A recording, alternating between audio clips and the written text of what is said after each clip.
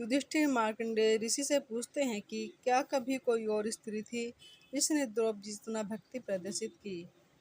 सावित्री प्रसिद्ध तत्वज्ञानी राजश्री अश्वपति की एकमात्र कन्या थी। अपने वर की खोज में जाते समय उसने निर्वासित और वनवासित राजा धूम्रसेन के पुत्र सत्यवान को पति रूप में स्वीकार कर लिया। जब देवर्षि नारद ने उनसे कहा कि सत्यवान की आयु केवल 1 वर्ष की शेष है, तो सावित्री ने बड़ी दृढ़ता के साथ कहा कि जो कुछ होना था सो हो चुका है। माता पिता ने भी बहुत समझाने की कोशिश की, परंतु सती अपने धर्म से नहीं डिगी। सावित्री का सत्यवान के साथ विवाह हो गया।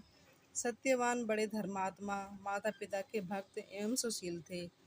सावित्री राजमहल छोड़कर जंगल की कुटिया में आ गई। आते ही उसने सारे वस्त्राभूषणों को त्याग कर सास ससुर और पति जैसे वत्कल के वस्त्र पहनते थे वैसे ही पहन लिए और अपना सारा समय अपने अंधे सास ससुर की सेवा में बिताने लगी। सत्यवान की मृत्यु का दिन निकट आ पहुंचा था। सत्यवान अग्निहोत्र के लिए जंगल में लकड़ियां काटने जाया करते थे। धीरे धीरे करके सत्यवान की मृत्यु का दिन निकट आ गया। सावित्री चिंतित हो रही थी कि सत्यवान कुल्हाड़ी उठाकर जंगल की तरफ लकड़ियां काटने चल। सावित्री ने भी साथ चलने के लिए अत्यंत आग्रह किया। सत्यवान की स्वीकृति पाकर सास ससुर से आज्ञा लेकर सावित्री भी पति के साथ वन में चली गई। सत्यवान लकड़ियां काटने वृक्ष पर चढ़े, परंतु तुरंत ही उन्हें चक्कर आने लगा और वे कुल्हाड़ी फेंककर नीचे उतर आए। पति का सिर अपनी गोद में रखकर सावित्री उन्हें अपने आंचल से हवा करने लगी।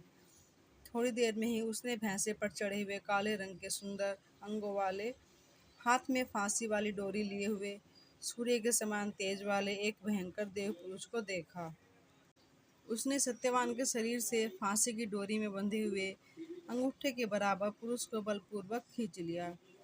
सावित्री ने अत्यंत व्याकुल होकर आर्त स्वर में पूछा कि हे देव, आप कौन हैं और मेरे इन हृदय धन को कहाँ ले जा रहे हैं।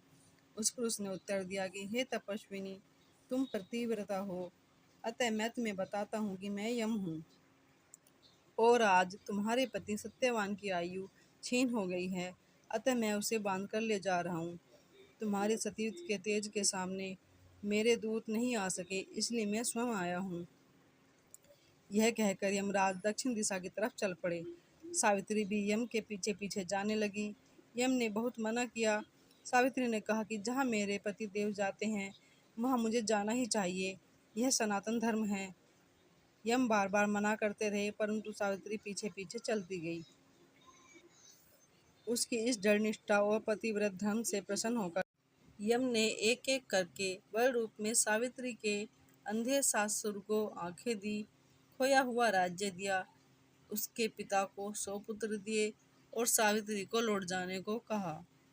परंतु सावित्री के प्राण तो यमराज लिए जा रहे थे, वह लौटती कैसे। यमराज ने फिर कहा कि सत्यवान को छोड़कर चाहे जो मांग लो। सावित्री ने कहा, यदि आप प्रसन्न हैं तो मुझे सत्यवान से 100 पुत्र प्रदान करें। यम ने बिना सोचे प्रसन्न होकर तथास्तु कह दिया। वचनबद्ध यमराज आगे बढ़े। सावित्री ने कहा कि मेरे पति तो आप लिए जा रहे हैं और मुझे 100 पुत्रों का वर दिए जा रहे हैं, यह कैसे संभव है। मैं बिना पति के सुख, स्वर्ग और लक्ष्मी किसी की भी कामना नहीं कर सकती। बिना पति के मैं जीना भी नहीं चाहती। वचनबद्ध यमराज ने सत्यवान के सूक्ष्म शरीर को पास मुक्त करके सावित्री को लौटा दिया और सत्यवान को 400 वर्ष की नवीन आयु प्रदान की।